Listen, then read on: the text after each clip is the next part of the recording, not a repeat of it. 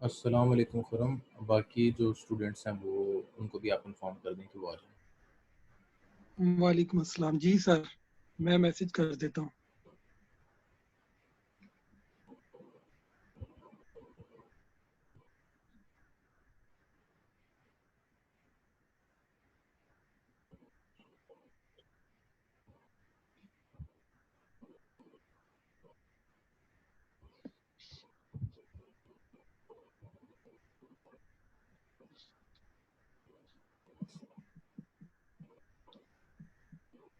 मैंने ग्रुप में एक स्लाइड शेयर की है, ये आप लोग डाउनलोड कर लें।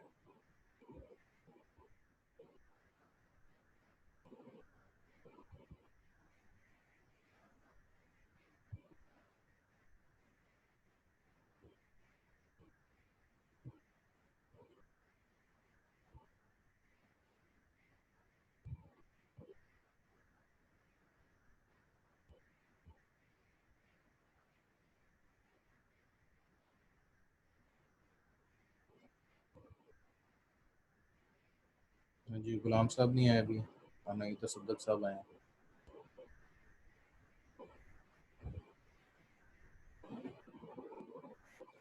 चलिए हम लेक्चर स्टार्ट करते हैं। अच्छा क्लास, जो ये स्लाइड ही आपके साथ ग्रुप में शेयर कर दी गई है। जो आज की हमारा लेक्चर है वो है जर्नी ऑफ योर रिसर्च के ऊपर, कि आपके जो सफ़र है इसमें कौन कौन से आपके पास माइलस्टोन्स आएंगे जिनसे आपने गुजर के ये जर्नी कंप्लीट करना है। तो क्योंकि ये एक टू वे कम्युनिकेशन है, आप लोग अपने माइक ऑन कर सकते हो ताकि मैं आप लोगों के साथ डिस्कशन करते हुए यहाँ पर ना टाइम फ्रेम एंटर करूँ। मिसाल के तौर पे अगर मैं आप लोगों से पूछूं कि आप अपने जो ये रिसर्च का जर्नी है जिसके एंड तक जहाँ पे आपका डिफेंड होना है, मैं डिफेंस तक की बात करूँ, आप चलो आप डिफेंस से भी लेके आपकी डिग्री जो आपका ट्रांसक्रिप्ट है, क्योंकि डिफेंस जिस दिन इंशाल्लाह हो जाएगा आपका फाइनल डिफेंस, उसके 1 महीने तक आपको ट्रांसक्रिप्ट मिल जाएगा जिसकी बेस पे आप आगे जो भी अपना प्रोसेस है वो स्टार्ट कर सकते हैं। तो आपको क्या लगता है कि ये पूरा जर्नी कितने टाइम फ्रेम का है पीएचडी के लिए?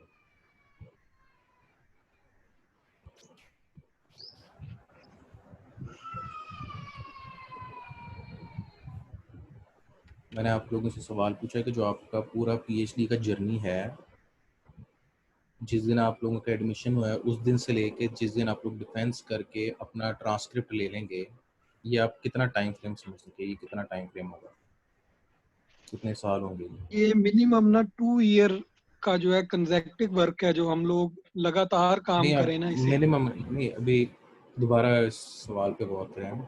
जिस दिन आपने एडमिशन जी कराया और अपनी पहले सेमेस्टर की फीस भर दी, पहले दिन आप जी लोगों ने ठीक है। क्लास ले ली, उस दिन से लेके जिस दिन आपका डिफेंस होगा, डिफेंस से 1 या 2 महीने बाद आपको ट्रांसक्रिप्ट मिल जाएगा, इसके दरमियान का एवरेज टाइम कितना है? हम्म, सर ये तो 3 डिपेंड करता years है सर। बाकी सोर्सेज पे भी, और मतलब ईच एंड एवरीथिंग जो इंक्लूडेड होता है। मतलब या हमें सिर्फ इसको अपने अकॉर्डिंग बताना है कि हम कितना टाइम उस पर लगा रहे हैं। नहीं, अभी आप इसको एवरेज जो तकरीबन सालों के लिए लग रहा है, अगर आप अपने सीनियर्स को भी देखें तो वो उनका 5वां साल भी अगर शुरू हुआ हुआ है तो अभी वो थीसिस जमा करवाएंगे, फिर थीसिस बाहर इवैल्यूएशन के लिए जाएगा, बाहर से इवैल्यूएट होकर वापस आएगा, उसके बाद फिर पाकिस्तान में मुख्तलिफ एग्जामिनर्स को जाएगा, फिर वो एक डेट देंगे, फिर एक पूरा डिफेंस का पैनल बैठेगा, उसके सामने आप प्रेजेंट करेंगे, प्रेजेंट करने के बाद आपको वो बताएंगे जी आप पास हो गए हैं कि आपको भी करेक्शंस मिली हैं। करेक्शंस अगर मिलती हैं तो उसके बाद वो दोबारा आपका वाइवा करवाना चाह रहे हैं कि वो आपको कह रहे हैं कि 6 महीने बाद ये करेक्शन करके जमा करा दें। तो ये जो टोटल टाइम है, आपके सीनियर्स को तो अभी 5 साल हो गए कि उनका भी थीसिस भी जमा नहीं हुआ हुआ। तो अभी थीसिस जमा होने के बाद पहला स्टेप तो ये कि आपको बाहर जाना है एवेल्युएशन के लिए, उसमें आप एवरेज लगा लें 6 महीने का। फिर वहाँ से एवेल्युएट होके आएगा तो फिर आपको पाकिस्तान में एग्जामिनर सेलेक्ट होंगे, एग्जामिनर सेलेक्ट होने के बाद आपकी डेट फाइनल होगी। आप बहुत लकी भी हो तो आप उसके लिए भी 6 महीने का टाइम रख लें। फिर आपका डिफेंस होगा, डिफेंस में आपकी करेक्शन होगी। करेक्शन अगर बहुत अच्छा थीसिस लिखा हुआ है तो शायद वो कहते हैं जी गो अहेड, लेकिन आपको करेक्शंस के साथ या तो वो कहेंगे दोबारा आप प्रेजेंट करें, या वो करेक्शंस के साथ आपको कहेंगे कि जी ठीक है अभी आप जमा करा दें करेक्शंस के बाद, उसमें आप 6 महीने लगा दें। तो जिनके तो अभी 5 साल हो गए हैं, थीसिस जमा कराने के बाद भी अगर सब कुछ उनकी फेवर में गया तो 1.5 साल लगेगा। ये आइडियल सिनेरियो है, लेकिन जो एवरेज है वो इसके बाद 2 साल एवरेज टाइम लग जाएगा, 5 से 6। मुझे जो लगता है कि आप लोगों का एवरेज टाइम जो डिग्री होने का है वो 7 साल का है। इस पे डिस्कशन करें। मैंने यहाँ पे जर्नी ऑफ रिसर्च में आपको लिख दिया कि जो आपकी रिसर्च का जर्नी है वो 7 ईयर्स का है। अगर आप लोग इसे समझते हैं कि कम है या ज़्यादा है तो आप मेरे से इस पे डिस्कशन कर सकते अब ये जो जैसे कोविड वाली सिचुएशन है इसको ऐड कर लेंगे तो फिर तो 8 इयर्स हो जाएंगे। और हैं। इतनी शायद एजीसी ने लिमिट रखी हुई है, अब तो इसकी 6 इयर्स नहीं हो गया। नहीं नहीं नहीं नहीं नहीं ऐसा नहीं है, वो होता है 12 सेमेस्टर्स तक आप लोग अपना थीसिस जमा करवा सकते हैं। 12 सेमेस्टर्स मतलब कि छठे छठे साल के एंड तक आप थीसिस जमा करा सकते हैं। सही है। वो जो 6 साल आप कह रहे हैं वो 6 साल इस तरह है कि आपने पहला सेमेस्टर जब लिया तब से लेके छठे साल के 12वें सेमेस्टर तक आपके पास टाइम है अपना थीसिस जमा कराने का। ठीक। उसके बाद आपकी वैल्यूएशन का प्रोसेस शुरू होगा। तो सर ये जो जो एसी एजी सॉरी सॉरी सर, जो एजीसी हमें ये टाइम फ्रेम देती है, जैसे हमसे पहले वाले बैचेस का था कि वो मैक्सिमम 8 इयर्स तक अपनी डिग्री को लेके जा सकते हैं, और हमें उन्होंने 6 इयर्स तक कहा। तो इस सिनेरियो में क्या होता है, ये वो भी आपने थीसिस पॉलिसी सबमिशन कहीं तक का देखी है? होता है? कि आपने कहीं पॉलिसी देखी है कि 6 साल का उन्होंने क्या दिया होता है? नहीं सर, ये 6 साल वाली तो भी नहीं देखी, लेकिन 8 इयर्स वाली तो वो देखी है। मेरी सिस्टर इन लॉ जो है वो पीएचडी कर रही है, तो उनको तो ये हाँ जी, 8 ईयर्स वाला बनता भी है फिजिबल, क्योंकि 6 टाइम कम करने का लॉजिक मुझे समझ नहीं आता कि आपका जो है वो थीसिस सबमिशन का टाइम कम करनी है। ये बढ़ा सकते हैं, 8 साल से 9 साल तक लेके जा सकते हैं, लेकिन 6 साल तक नहीं ला सकते। कोविड की वजह से वो ये कह सकते हैं हाँ जी क्योंकि कोविड का सिचुएशन थी तो आप 9वें साल में अपना थीसिस जमा करें। जिंदगी के अंदर 9 साल थीसिस लिखने में लगाना, ये आपकी जिंदगी का 25% बन जाएगा, 20 से 25%।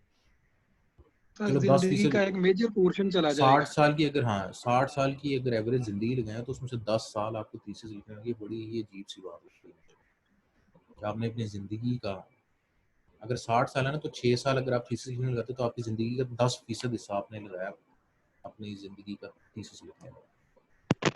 ये कि थोड़ा टाइम नहीं है, बहुत ज़्यादा टाइम है। सर हमने तो अभी स्टार्ट किया है, जो हमसे सीनियर्स हैं या जो ऑलरेडी पाकिस्तान में या ये हमारे इंस्टीट्यूट में ऑलरेडी कर रहे हैं, वो फिर अपना 25% ऑफ लाइफ क्यों इतना वेस्ट कर रहे हैं? अच्छा, ये वो पैरामीटर्स हैं जो आपसे ना डिस्कस करने का मकसद ही मेरा ये है कि अगर आप ये चीज़ें डिस्कस करेंगे ना तो आप इनको प्लान अच्छे तरीके से कर सकते हैं। अब कहीं ये नहीं लिखा कि आप तो लाजमी छठे साल में जमा कराएं। नॉर्मल जो एवरेज टाइम है मलेशिया के अंदर, आप लोग 3 साल के एंड तक अपना थीसिस जमा कराने की, आपको वो कहते हैं कि आप छठे सेमेस्टर के एंड पे थीसिस जमा करा सकते हैं। यानी 7वें सेमेस्टर के शुरू में आपको इजाजत है थीसिस जमा करने, यानी कि आपको चौथा साल जैसे ही शुरू हुआ है आप अपना थीसिस जमा करवा दें। तो अगर आप चौथे साल के शुरू में थीसिस जमा करवाएंगे भी, और लेट्स सपोज आपकी वैल्यूएशन 4 महीने बाद आती है, एग्जामिनर कहता है कि आप वर्स्ट के सिनेरियो दोबारा प्रेजेंट करें, उसमें 6 महीने लग जाएंगे, आपकी डिग्री 5 से 6 साल में हो जाएगी। लेकिन जो आपके सीनियर्स हैं उनको तो मैं अभी तक देख रहा हूँ कि 5वां साल उनका अब स्टार्ट हुआ है और वो अभी थीसिस जमा कराने का सोच रहे हैं। तो ये आप लोगों ने आइडेंटिफाई करना है कि ये उनके 5 साल गए कहाँ। अभी आप लोगों को डिग्री स्टार्ट किए हुए कितना टाइम गुजर गया? फिर अगर ये कोविड वाली सिचुएशन निकालें तो सिर्फ एक सेमेस्टर 4 to 5 months। नहीं, मैं कोविड, ये जो कोविड और अनकोविड है ना, इसको आप लोग डिस्कस ना करें क्योंकि टाइम आपका है। मुझे तो लगता है कि अगर आप इस टाइम को अपने हक में इस्तेमाल करते तब तो आपके पास बहुत अच्छा टाइम था, आप इसको अपने फेवर में लेके जा सकते थे। पता नहीं आप लोगों ने एक बहाना कोविड नाम लगाना शुरू कर दिया। और नहीं नहीं सर, सॉरी मैं समझी नहीं, मतलब कैसे मैं हम आपको बल्कि बड़ी इंटरेस्टिंग बात है, जो कोविड का फायदा ना ये उनको हो सकता है जिनके अभी थीसिस जमा होने हैं, क्योंकि डिग्रियों के अंदर ना लोग जिस तरह इसको कहते हैं सियासी कत्ल, या फिर आप किसी चीज़ का फ़ायदा उठाना चाहें तो आप कोविड का फ़ायदा नहीं उठा सकती, या आपके सीनियर उठा सकते हैं कि जी हम 5वें साल में हमारी मजबूरी है, कोविड आ गया, आप थीसिस जमा करवा दें। वो इसका बहाना इस्तेमाल कर सकते हैं। आप लोगों के पास ये राइट नहीं है कि आप इसका बहाना इस्तेमाल करें। जब तक आप लोगों को थीसिस जमा कराने की बारी आएगी, अगर आप ये कहेंगे कोविड की वजह से सब कुछ हो गया, तो उन्होंने कहना भाई आप जो थीसिस है ना वापस ही ले जाएं तो बेहतर है। अच्छा जी, अच्छा देखें, ये जो डॉक्यूमेंटेशन है ना, जब आपकी डॉक्यूमेंटेशन कंप्लीट हो जाती है तब आप थीसिस जमा करा देते हैं, ऐसा ही है? जी सर। तो मुझे ये लगता है कि आपका ये वो टाइम है, यहाँ ये वो टाइम है जिसके बाद आपके कोर्ट से बॉल, यानी आपने अपनी तरफ से फुटबॉल को किक मार दिया और अब वो चला गया है एग्जामिनर्स के पास। जब एग्जामिनर के पास जाएगा तो तब तो आपका डिफेंस ही होगा। तो अभी तक जो सीनियर्स का टाइम है ना, वो ये टाइम ये इसको 5वें साल तक ले गए हैं, और ये गलत बात है।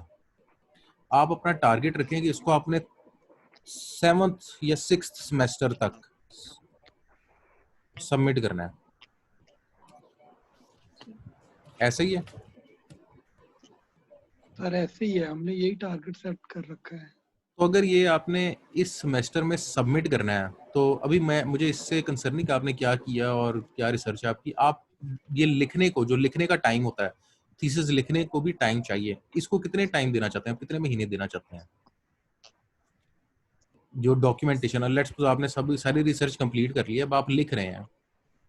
कुछ लोग कहते हैं 7 साल लिखना है, कुछ लोग कहते हैं हमने एंड पे लिखना है, लेकिन जो 7 साल भी लिखेंगे वो एक्सपेरिमेंट कंप्लीट होने तक तो लिखेंगे ही ना, और जब एक दफा एक्सपेरिमेंट सारे कंप्लीट हो जाएंगे उसके बाद पूरे थीसिस को दोबारा एक फॉर्म में लेकर आएंगे। आप कितना टाइम इस लिखने को देना चाहते हैं? सर ये जो साइनॉप्सिस में कहते हैं कि साइनॉप्सिस देने से पहले आप अपने एक्सपेरिमेंट रिजल्ट्स जो है ना वो मॉडल बेस पे निकाल लें, ताकि अगर आप जब ये एक्चुअल एक्सपेरिमेंट करो। मैं ये कह रहा हूँ कि आपने सब कुछ कर लिया, आपने एक्सपेरिमेंट भी कर लिया, आपकी इंप्रूवमेंट भी आ गई, आपके ग्राफ्स भी आ गए, सब कुछ आ गया आपके पास, अब आप लिख रही हैं। क्योंकि लिखना इटसेल्फ एक, जो स्टूडेंट इस टास्क को, ये डॉक्यूमेंटेशन को अहमियत नहीं ना देता, मेरे नज़दीक वो सबसे बड़ा बेवकूफ़ है। और ये बेवकूफ़ी मैंने खुद भी की, इस वजह से मैं इससे नुकसान उठा चुका हूँ। तो मैं आप लोगों को ये कह रहा हूँ, हम लोग यहाँ पे हम लोग बहुत सर इस पे ना 2 सेमेस्टर मिनिमम लगाएंगे। मेरे हिसाब से आपका 1 से 1.5 सेमेस्टर इसमें लगना चाहिए। जी लेकिन सर। सवाल है कि क्यों लगना चाहिए? वो इस वजह से लगना चाहिए कि ये जो कुछ आपने किया ना, ये इस साइड पे कि आपने अपनी रिसर्च आइडेंटिफाई की, फिर आपने रिसर्च की, वो एग्जामिनर तक ये चीज नजर में नहीं आएगी उसको। वो आपके साथ डेली चल तो नहीं रहा, वो आप व्लॉगिंग तो नहीं करे कि वो आपका डेली व्लॉग देख रहा, आपने आज क्या किया। उसके पास जो चीज आएगी वो जाएगी आपका थीसिस। तो वो जो कुछ आपने किया है, अगर उसको देखने का नजरिया रखेगा तो सिर्फ आपके थीसिस में से। अब जो लोग बहुत जल्दी थीसिस लिखेंगे, 1 महीने 1.5 महीने में थीसिस लिख के जमा करेंगे, तो वो फिर एक्सपेक्ट करें कि उनको बहुत ज्यादा करेक्शंस आने वाली हैं।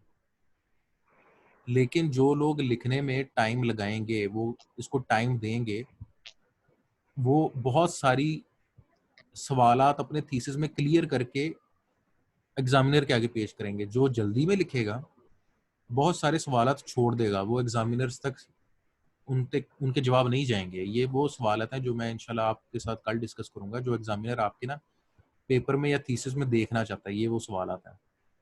लेकिन ये सवालात अगर आप 1 महीने में थीसिस लिखेंगे तो आप इन सारों का जवाब शायद सही तरीके से ना दे सकें। तो मुझे लगता है कि आपको यहाँ पे कम से कम 1.5 सेमेस्टर लगाना चाहिए। अगर इधर आपको 1.5 सेमेस्टर लगाना है और आपने छठे सेमेस्टर में डिग्री अपना थीसिस जमा कराना है, तो छठे सेमेस्टर में से 1.5 सेमेस्टर निकाल दिए तो पीछे कितना टाइम बचा? 4.5। 4.5। अब 4.5 के लिए आपके पास ये सारा टाइम आपकी रिसर्च के लिए बचा है कि 4.5 कितना साल, टाइम कितना बनता है 4.5 अगर हम सेमेस्टर काउंट करें?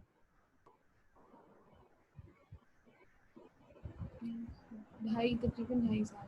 हाँ जी। अब 2.5 साल है आपके पास, कि अगर आप अपनी 2.5 साल में रिसर्च कंप्लीट कर लेते हैं ना, तब आप अपना आधा साल लगा सकते हैं लिखने में, और चौथे साल के शुरू में आप थीसिस जमा करा सकते हैं। अब आ जाते हैं कि इस फेज में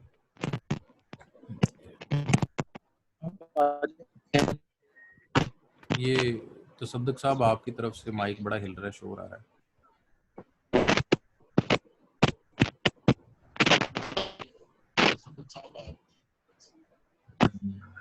अच्छा जी, हम वापस आते हैं। अच्छा जी,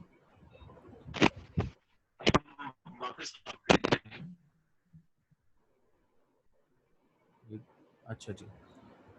अच्छा, अब जो एग्जामिनर है ना, वो ये सवाल, ये पॉइंट्स हैं जो आपके ना थीसिस में देखना चाहता है। एग्जामिनर कोई भी हो, चाहे वो आपके रिसर्च पेपर का एग्जामिनर हो, चाहे वो आपके थीसिस का एग्जामिनर हो, आप दो चीजें ही प्रोड्यूस कर सकते हैं, या रिसर्च पेपर या थीसिस। उसने इन चीजों को देखना है। अब ये जो चीजें हैं, ये मैं बाद में डिस्कस करता हूँ, लेकिन ड्यूरिंग योर रिसर्च ये जो ऊपर सवालात पूछे गए वो सारे के सारे इन नगेट्स में आइडेंटिफाई हो जाते हैं। इनको मैंने नाम दिया कंपल्सरी नगेट्स। कंपल्सरी नगेट्स वो हैं कि अगर आप मुझसे पूछना है कि आइडियल थीसिस क्या होगा, आइडियल थीसिस ये होगा कि आपने सारे चैप्टर्स लिखे हुए हैं, आपने चैप्टर 1 2 3 4 5 6 7 8 जितने भी लिखे हैं आपने चैप्टर लिखे हैं, लेकिन आप ना उन चैप्टर्स में कहीं ना कहीं ये हेडिंग डालें हैं कि कोर पेपर। सबसे पहले आता है कंपल्सरी नगेट कोर पेपर। आपके कोर पेपर, क्योंकि आपकी पीएचडी है तो ये कोर पेपर्स होगा, 2 या 2 से ज्यादा पेपर्स आपके। अब वो कोर पेपर्स का एक सेक्शन, चाहे चैप्टर 1 में हो चाहे चैप्टर 3 में हो, लेकिन बहुत क्लियरली लिखो कि आपके कोर पेपर्स कौन से हैं। फिर दूसरा नगेट है लिटरेचर रिव्यू का, वो पूरा चैप्टर ही है, तो बेहतर तो ये है कि चैप्टर 2 के एंड पे कोर पेपर्स का नगेट आ जाए। चैप्टर 2 का मकसद, लिटरेचर रिव्यू का मकसद सिंपल सा होता है कि आपने ये जो कोर पेपर आइडेंटिफाई किए हैं, इनके पीछे आपका लॉजिक क्या था, आपने किस तरह अपना लिटरेचर कलेक्ट किया, किस तरह उस कलेक्शन के बाद आपने शॉर्ट लिस्ट किया, शॉर्ट लिस्ट करने के बाद आपने इन कोर पेपर्स को आइडेंटिफाई किया। ये दो जो चीज़ें ना, ये दो जो स्टेप्स हैं, ये स्टार्टिंग स्टेप्स हैं। तो मैं आपसे ये पूछना चाहूँगा कि आप लिटरेचर रिव्यू पे कितना टाइम लगाना चाहेंगे कि आप कोर पेपर अपना आइडेंटिफाई कर सकें? अब 1 सेमेस्टर हो गया है, क्या आप लोगों को कोर पेपर मिल गए हैं? सर अगर कहें कि मिल गया तो उसकी वेरिफिकेशन किससे करवाएंगे, ये वाकई हमने जो ढूंढा है वो सही भी है कि नहीं? हाँ, मैं आपको एक इंटरेस्टिंग बात बताऊँ।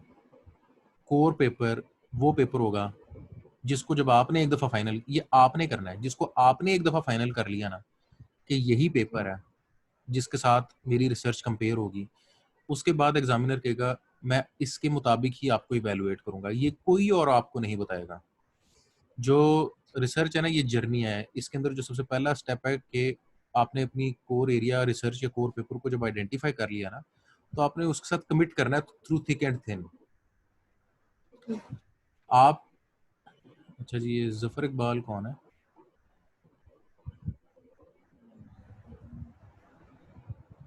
आपकी क्लास में है कोई जफर इकबाल? नहीं सर, हमारी क्लास में नहीं है।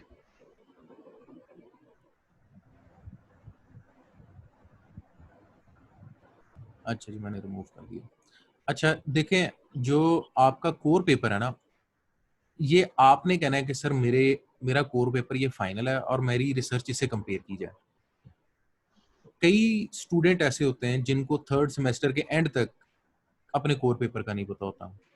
क्यों? क्योंकि वो कंफ्यूज होते हैं, वो जहनी तौर पे कंफ्यूज होते हैं। वो कंफ्यूज इसलिए होते हैं कि वो पेपर को कभी भी, उनकी आदत ही नहीं रही होती कि पेपर को डूब कर पढ़ें। डूब कर पढ़ने की मतलब ये है कि जब उनको खुद से कॉन्फिडेंस नहीं है कि उन्होंने वो पेपर अच्छे तरीके से पढ़ लिया है, वो कभी उसको फाइनल नहीं करेंगे।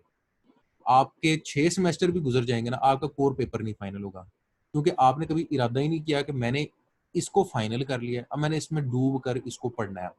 इसके अंदर एक फुल स्टॉप भी अगर कहीं पे आया है तो मुझे उसके पीछे वजह पता होनी चाहिए कि ये यहाँ ही क्यों आया है, इसने ये जुमला यहाँ ही क्यों लिखा है, इसने ये एक्सपेरिमेंट यूं ही क्यों किया था, इसकी क्रॉस वैलिडेशन यूं क्यों थी। आपको इतना ज़्यादा उस पेपर को पढ़ना होगा कि सबसे पहले आपको समझ में आ जाए, दूसरा आपको ये कॉन्फिडेंस हो जाए कि वो पेपर जो है ना इस दुनिया में जिसने लिखा है उसके अलावा अगर किसी को पता तो मुझे ही पता है कि ये पेपर के अंदर लिखा क्या है। अगर आप इस कॉन्फिडेंस लेवल पर पहले महीने में पहुंच जाते हो या पहले सेमेस्टर में पहुंच जाते हो तो आपने बहुत अपना फ़ायदा किया। अच्छा, अब सवाल ये कि लिटरेचर रिव्यू में क्या देखना चाहता है। आपने कहा कि कोर पेपर फाइनल, अगर आपका कोर पेपर फाइनल हो गया, आपको लग रहा है कि जी 80% फाइनल हो गया, तो 20% जो नहीं फाइनल हुआ ना, वो अब आप अपने आप के साथ कमिट कर लें भाई यही फाइनल है। अभी मैंने एक्सपेरिमेंट किया कोई नहीं, लेकिन ये जो इसने किया मुझे वो करना पड़ेगा। जो जो इंसान का मैरिटल स्टेटस होता है, जब वो उसकी शादी होती है तो हर बंदा, हर कपल के अंदर कोई परफेक्शन भी होती है, कोई इम्परफेक्शन भी होती है, लेकिन वो सारी जिंदगी उस परफेक्शन और इम्परफेक्शन के साथ गुजारते हैं। कोर पेपर भी एक इसी किस्म का पेपर है कि जब आपने एक दफ़ा फाइनल कर लिया तो उसमें अगर मुश्किल भी आएगी ना तो आपने कहना भाई मैं अब इस मुश्किल को ही हल करूंगा। क्यों? क्योंकि अगर आपको मुश्किल नजर आती है और आप कहते हैं नहीं मैं इस कोर पेपर को बदल लेता हूँ, तो उसके पीछे आपने जितना टाइम लगाया था वो सब दोबारा लगेगा। अब मैं फिर यही सवाल पूछता हूँ कि ये जो कोर पेपर आइडेंटिफिकेशन और लिटरेचर रिव्यू है, आप कितना टाइम समझते हैं कि इस सेक्शन को मिलना चाहिए?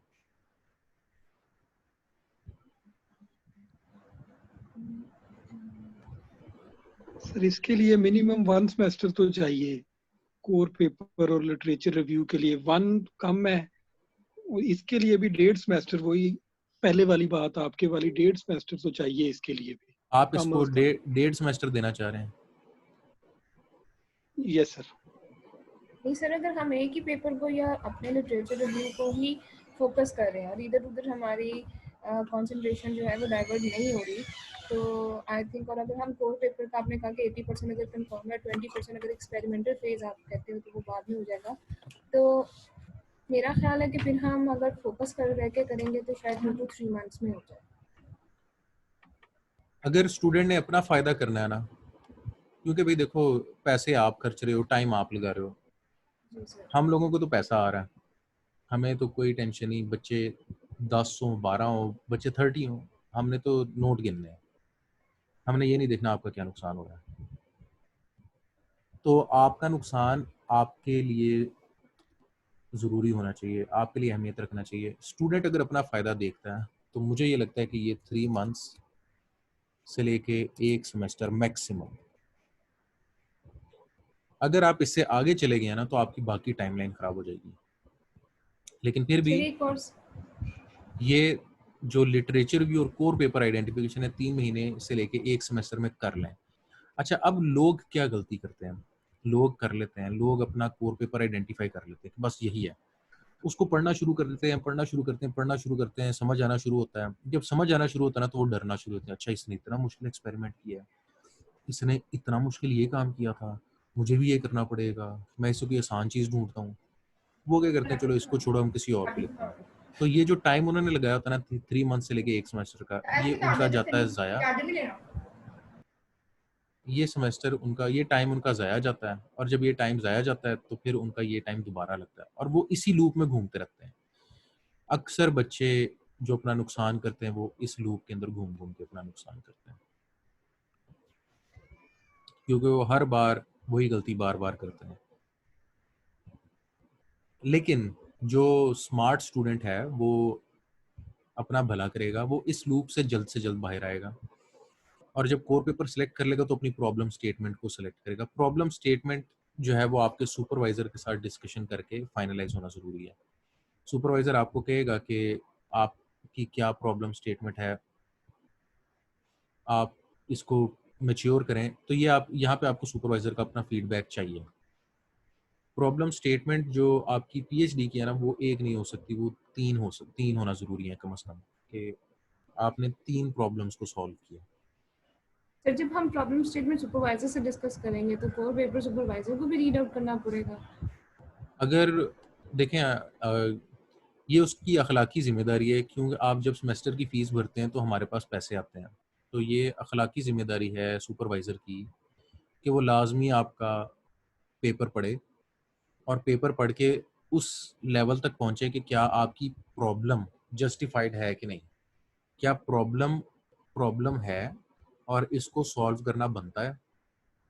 ये सुपरवाइजर आपको फीडबैक दे। अगर सुपरवाइजर नहीं दे रहा तो मेरा नहीं ख्याल कि वो आपके दिए हुए पैसे हलाल कर रहा है।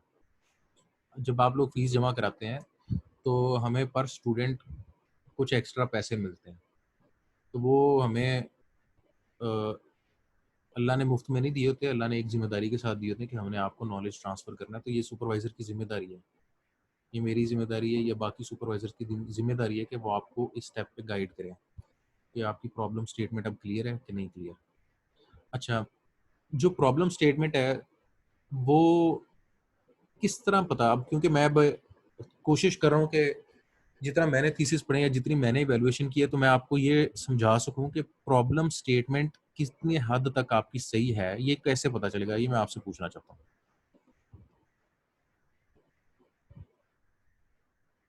क्या आपने प्रॉब्लम स्टेटमेंट बना ली कि क्या, और जो बनाई है वो कितनी किस हद तक सही है आपकी प्रॉब्लम स्टेटमेंट, ये कैसे पता चलेगा?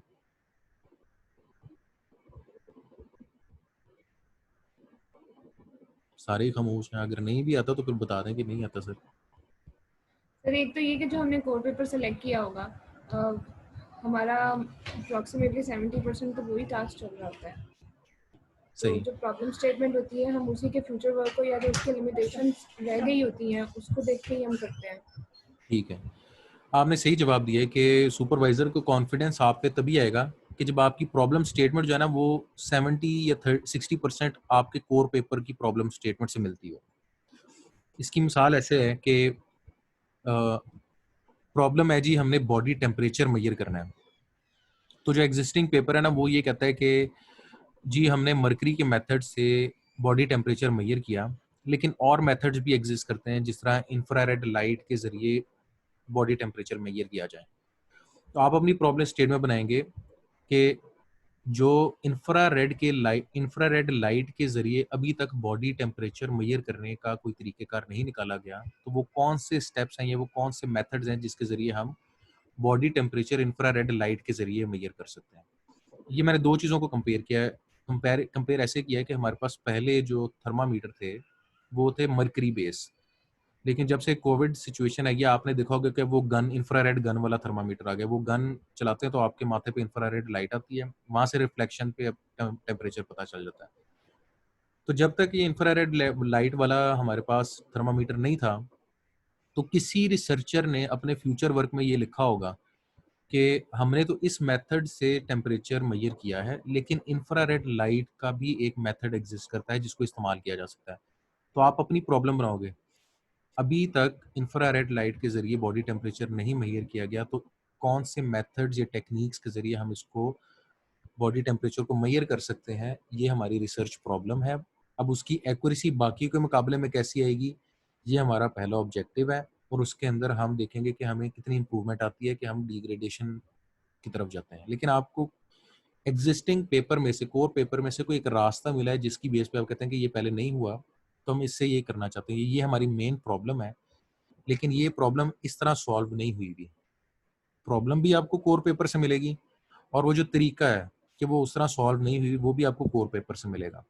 और अगर ये दोनों चीज़ें आपको कोर पेपर से मिलती है ना, तो आपको अपने आप को एग्जामिनर के सामने डिफेंड करना आसान है। प्रॉब्लम स्टेटमेंट जो है ना, इस ये एक रिवीजन प्रोसेस है। इसको मैं यहाँ पे कोई एक टाइम नहीं आइडेंटिफाई कर सकता। ये इवन जब आप डिफेंस करेंगे तब भी आपकी एग्जामिनर जो है वो एग्जामिनर आपकी प्रॉब्लम स्टेटमेंट अपडेट करवा सकते हैं। तो ये एक स्टेटमेंट ही है, ये कोई इतना टाइम कंज्यूमिंग चीज़ नहीं है। फिर आपने कहा था कि हम कोर पेपर एक या मतलब एक से ज़्यादा भी हो सकते हैं, लाइक 2 और 3। तो हमारी जो प्रॉब्लम स्टेटमेंट होती है, जो हमने गैप आइडेंटिफाई किया होता है, वो उन तीनों को कॉम्बिनेशन भी हो सकती है। जब आप एक से ज़्यादा पेपर आइडेंटिफाई करोगे तो उनके दरमियान में कनेक्शन प्रेजेंट करना आपकी जिम्मेदारी है। अच्छा, मैं देखूँ मेरा थीसिस कहीं पड़ा हुआ है। मैं इंशाल्लाह अगले लेक्चर में ना आपके साथ अपना थीसिस डिस्कस करूँगा, जिसके अंदर मेरे 3 ऑब्जेक्टिव थे, 3 प्रॉब्लम्स थी। तो वो उसके अंदर 2 डिफरेंट पेपर्स थे। तो उन 2 डिफरेंट पेपर्स को आपस में कनेक्ट करके मैंने खुद दिखाना था कि मैं ये कैसे इनको कनेक्ट कराऊँ। अगर मैं कह रहा हूँ कि जी प्रॉब्लम जो है उसका स्कोप इन 2 पेपर्स के अंदर से है, तो कौन-सा पार्ट किस वाले पेपर से कंपेयर होगा और कौन-सा पार्ट किस वाले पेपर से कंपेयर होगा, वो आपको शो करना होगा इमेजेस की फॉर्म में। वापस आते हैं यहाँ पे, मैंने कहा कि प्रॉब्लम स्टेटमेंट जो है ना ये आपका एंड तक फाइनल नहीं होगा। आप ऐसा नहीं है कि ये एंड तक 0% फाइनल नहीं होगा, एंड तक आपका 90% फाइनल हो चुका होगा। एग्जामिनर सिर्फ 10 से 15% चेंज कर सकते हैं।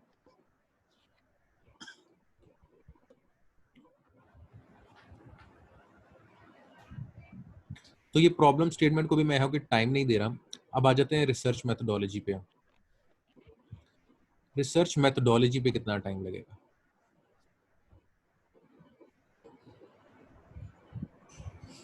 तो जब तक हम उसका मॉडल एक्सपेरिमेंट नहीं कर लेते हैं, जो हमने कोर पेपर सेलेक्ट किया उसकी मेथोडोलॉजी और जो उसका फीचर वर्क लेके हमने उसके अंदर मॉडिफिकेशंस करनी है।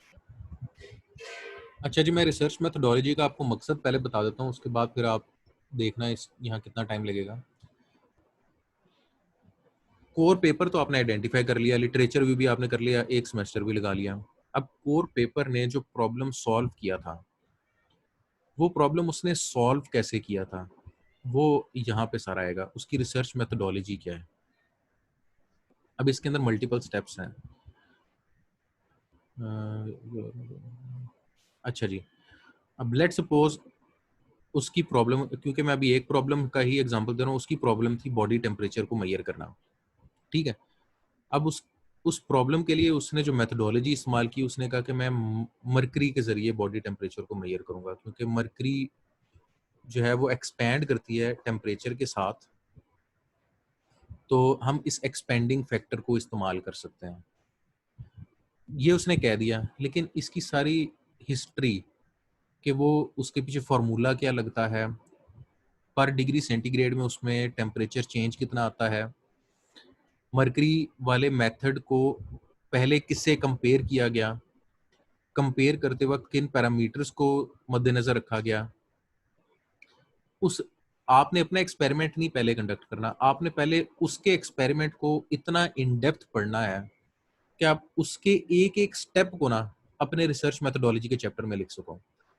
मिसाल के तौर पे अगर हम कंप्यूटर साइंस में हैं, तो अब प्रिडिक्शन की बात करते हैं, तो प्रिडिक्शन में सबसे पहले जी data set selection, data set selection के बाद डेटा सेट के ऊपर प्री प्रोसेसिंग या क्लीनिंग, फिर उसके बाद एल्गोरिदम ट्रेनिंग, एल्गोरिदम ट्रेनिंग के बाद एल्गोरिदम की क्रॉस वैलिडेशन और फिर उसकी इवैल्यूएशन, क्रॉस वैलिडेशन में कौन कौन सी टेक्निक लगाना, फिर एक्सपेरिमेंट के रिजल्ट्स का सिंथेसिस किस तरह करना। ये आपने भी करना है, लेकिन अपने से पहले उसने किस तरह किया है, हर एक स्टेप को एक अलग हेडिंग में लिखें। क्यों? क्योंकि जो कुछ आप करोगे, मिसाल के तौर पे डेटा सेट आप कहोगे कि मेरा ये डेटा सेट है, तो एग्जामिनर कहेगा एग्जिस्टिंग का क्या था, तो वो आपके ठक रिसर्च मेथोडोलॉजी के चैप्टर को खोलेगा कि आपने अपने एग्जिस्टिंग जो रिसर्च मेथोडोलॉजी के चैप्टर में ये बताया कि आपके कोर पेपर ने डेटा सेट कैसे इस्तेमाल किया था। आपने तो लिख दिया कि आप इस तरह कर रहे हो, लेकिन रिसर्च मेथोडोलॉजी में वो ये देखेगा कि आपके एग्जिस्टिंग ने कैसे किया, उसने उसको वैलिडेट कैसे किया, उसने उसकी कोई स्टैटिस्टिकल वैल्यूएशन की है, स्टैटिस्टिकली वैलिडेट किया। फिर आ गया जी एग्जिस्टिंग इम्प्लीमेंटेशन के अंदर उसके एल्गोरिदम कौन कौन से थे। अब अगर आप प्रिडिक्शन करें तो KNN एल्गोरिदम है, CNN एल्गोरिदम, मुख्तलिफ एल्गोरिदम है, तो उसने कौन से एल्गोरिदम को वहां पे इम्प्लीमेंट किया है, उस एल्गोरिदम की इक्वेशंस क्या है। फिर प्रपोज्ड, आपने अपना एल्गोरिदम प्रपोज किया है, तो मेजोरिटी टाइम आप जो भी प्रपोज करोगे वो एग्जिस्टिंग की इम्प्रूवमेंट ही होगी। तो उस एग्जिस्टिंग में क्या आपने नया डाला है, वो सारा रिसर्च मेथोडोलॉजी के चैप्टर में लिखा होगा। मुझे ये महसूस होता है कि जो आपका ये रिसर्च मेथोडोलॉजी वाला चैप्टर है ना, और जो एक्सपेरिमेंट वाला है, इसमें आपका मेजर टाइम इस्तेमाल होना चाहिए। इसके अंदर आपका जो टाइम है, रिसर्च मेथोडोलॉजी भी आपकी वक्त के साथ साथ इम्प्रूव होगी, लेकिन इसमें आपका कम से कम 1.5 सेमेस्टर लगेगा। आप वक्त के साथ साथ इसको इम्प्रूव करो, इसको इतना अच्छा लिख दो कि हर आपके स्टेप के लिए, अगर आपने डेटा सेट लिया है, तो आप इस चैप्टर में जवाब दो कि एग्जिस्टिंग ने क्या किया था इस स्टेप पे। आपने इम्प्लीमेंटेशन की है, तो एग्जिस्टिंग ने क्या इम्प्लीमेंटेशन की थी। आपने कोई प्रपोज किया है, तो एग्जिस्टिंग ने क्या, आपने कोई इम्प्रूवमेंट प्रपोज किया है, या आप कोई भी एक स्टेप जो आपने किया है उसके लिए एग्जिस्टिंग ने क्या किया था वो आप अपने चैप्टर इसके अंदर लिखोगे। अच्छा, जिन लोगों को अपना कोर पेपर बहुत अच्छे तरीके से समझ आ जाएगा वो इसके अंदर 3 महीने भी लगा सकते हैं। अगर आपका सुपरवाइजर आपको फेवर दे तो आपका ये जो चैप्टर है रिसर्च मेथोडोलॉजी वाला, 3 महीने में कह रहा हूँ कि उसमें अभी सिर्फ एग्जिस्टिंग वाला हिस्सा डाला मैंने, अभी आप वाला नहीं डाला, क्योंकि आप वाला भी रिसर्च मेथोडोलॉजी में आना है कि आपने क्या क्या किया। एक्सपेरिमेंट्स और उसके रिजल्ट्स एंड डिस्कशन कई एग्जामिनर रिसर्च मेथोडोलॉजी में प्रेफर करते हैं, कई कहते हैं कि जी आप रिसर्च मेथोडोलॉजी से अगले चैप्टर में लिखें। अब कुछ कहते हैं कि चैप्टर 3 आपका रिसर्च मेथोडोलॉजी का चैप्टर है, उसके बाद जो भी चैप्टर है वो आपके ऑब्जेक्टिव का आंसर दे। मतलब ये कि चैप्टर 4 आपका ऑब्जेक्टिव 1 का आंसर दे, चैप्टर 5 आपके ऑब्जेक्टिव 2 का आंसर दे, चैप्टर 6 आपके ऑब्जेक्टिव 3 का आंसर दे, चैप्टर 7 उनके दरमियान में कनेक्शन को साबित करे और उसका कोई एनालिसिस करके दिखाए, और चैप्टर 8 के अंदर आप अपना conclusion and future work present कर दें। लेकिन यहाँ पे अगर हम वापस आए तो क्योंकि अभी हम रिसर्च मेथोडोलॉजी का चैप्टर लिख रहे हैं, तो रिसर्च मेथोडोलॉजी के चैप्टर का वो हिस्सा जो आपकी एग्जिस्टिंग स्टडी से आए उसमें 3 मंथ से लेके 1.5 सेमेस्टर मैक्सिमम बहुत ज़्यादा है। फिर आपका यहाँ एक्सपेरिमेंट पे टाइम लगेगा, जो आपका एक्सपेरिमेंट का टाइम है ये इसमें आप 1.5 सेमेस्टर मैक्सिमम दें, मैक्सिमम, क्योंकि अगर आप 1.5 सेमेस्टर से ज़्यादा देंगे ना तो वो सही नहीं रहेगा। सो आपने कही कोर पेपर की एग्जिस्टिंग मेथोडोलॉजी है वो सारी आप अच्छे से पढ़ लें और उसको अंडरस्टैंड कर लें। सिर्फ उसमें यानी कि प्रैक्टिकल टर्म्स और वो फार्मूलाज और जैसे वैल्यू फंक्शंस होते हैं जो एल्गोरिथम्स के अंदर अप्लाई होते हैं, वो हमें सिर्फ पढ़ने से उतने समझ आ जाएंगे जो जब तक हम उसे प्रैक्टिस नहीं करेंगे, यानी कि एग्जिस्टिंग मैं कुछ मेथोडोलॉजी को ही हमें मैं एक्सपेरिमेंट अब करना है। आपको क्या समझाऊं। अगर आप अमेरिका से डिग्री करती तो आपको आपके कोर्स वर्क में जो आपकी रिसर्च से पहले हम आपको कोर्सेज पढ़ाते हैं बाहर के मुल्कों में, जो आपका कोर्स वर्क होता है उस कोर्स वर्क का मकसद ही आपको वो इक्वेशन समझने के काबिल बनाना होता है। लेकिन अब वो जो इक्वेशंस हैं वो ऐसी इक्वेशन जो आपको अंडर ग्रेजुएट लेवल पर भी पढ़ाई जाती हैं, समेशन, मल्टीप्लिकेशन, जो बाकी सेट थ्योरी है, डिस्क्रीट मैथमेटिक्स पूरी इस्तेमाल होती है, वो आपने अंडर ग्रेजुएट लेवल पे पढ़नी होती है। फिर अंडर ग्रेजुएट के बाद आप वो दोबारा रिवाइज करते हैं अपने एमफिल लेवल पे। ना आपने अंडर ग्रेजुएट में सही पढ़ी होती है, ना आपने एमफिल में सही पढ़ी होती है, और ना ही आपको पाकिस्तान में कोई जहमत देगा कोर्स वर्क में वो पढ़ाने की। तो ये सारी की सारी जिम्मेदारी आप पे ही आएगी कोई इक्वेशन आपको समझ आए।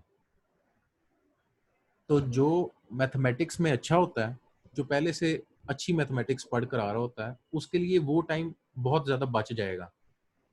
लेकिन जिसने अच्छी नहीं ना पढ़ी होती वो सिवाय झूठी पीएचडी के और कुछ नहीं कर सकता, क्योंकि उसको कभी भी वो समझ नहीं आनी। उसने अंडर ग्रेजुएट में वो सही नहीं पढ़ी, उसने मास्टर में नहीं वो पढ़ी, अब वो जब उसकी शादी होगी, बच्चे हो गए, अब वो सही पढ़ लेगा? ये मुझे समझ नहीं आया लॉजिक। क्योंकि ये ज़िंदगी मौत का सवाल नहीं होता। वो पैसे भर रहा होता है, उसने डिग्री लेनी होती है और हर दुनिया कॉम्प्रोमाइज़ से चल रही थी। तो अगर आपने एक जस्टिफाइड तरीके से डिग्री कंप्लीट करनी है तो आप रूट्स में लाजमी जाएं। डिस्क्रीट मैथमेटिक्स है वो सब्जेक्ट जिसके अंदर ये इक्वेशंस को डिस्कस किया गया होता है, ये अंडर ग्रेजुएट लेवल पे आपने पढ़ी होती है। आप ये बुक अपने पास लाजमी रखें, इन कॉन्सेप्ट्स को रिवाइज करें। बेशक आप लोगों की ग्राफ थ्योरी लगे या सेट्स ऑपरेशंस लगे या समेशन लगे या कोई क्या कहते हैं इंडक्टिव लॉजिक लगे, ये सारी की सारी मैथमेटिकल टर्म्स आपको डिस्क्रीट मैथमेटिक्स में पढ़ाई होती है। ये सर वो जो थॉमस फिनी वाली बुक है, मैं यहाँ जो मैं पढ़ा रहा हूँ मैं वो दिखा देता हूँ आपको।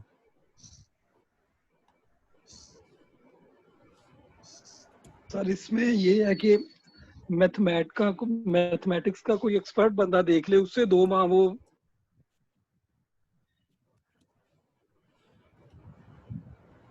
समझ ले, क्योंकि ये कौन सा कोई हमने सारा उसी पे बंदा महीना से लगा ले तो बेहतर है।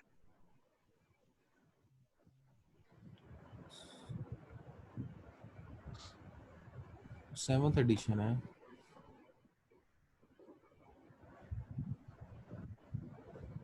ये वाली।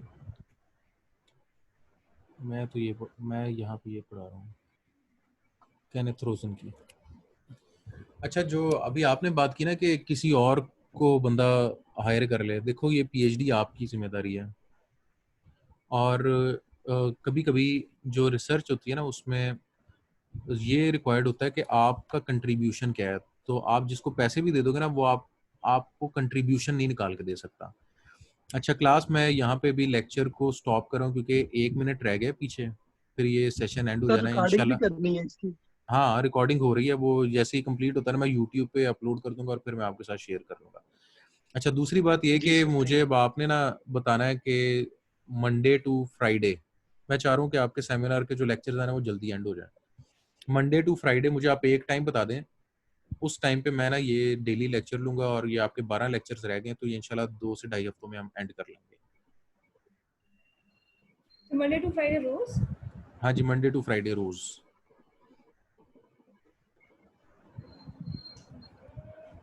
आप जल्दी खत्म करेंगे तो आपका अपना फायदा है। आधा घंटा देना है आपने, और हमने यही सर चीजें 1 डिस्कस करनी है। 1 PM कर लो। सर फर्स्ट है। ये आप ग्रुप पे मुझे जवाब दे दीजिएगा। अब ये सेशन एंड होने वाला है, तो अपना ख्याल रखिएगा।